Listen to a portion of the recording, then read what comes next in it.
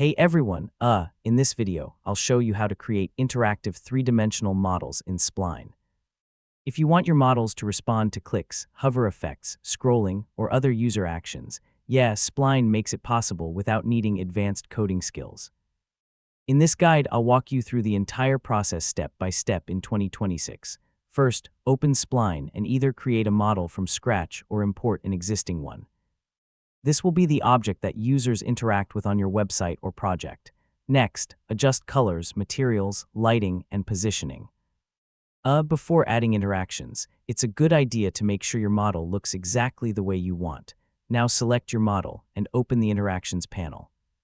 This is where you'll define how the object responds when visitors interact with it. Next, create a hover interaction.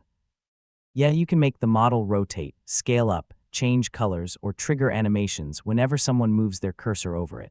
You can also create click actions. Clicking a model can start animations, open links, switch scenes, or reveal additional information.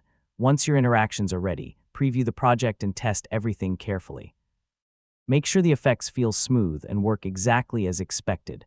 Finally, publish your project and share it online.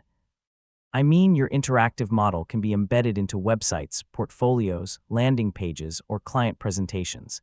And that's basically it. You now know how to create interactive three-dimensional models in Spline in 2026.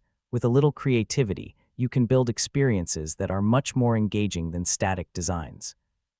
Thanks for watching, and I'll see you in the next tutorial.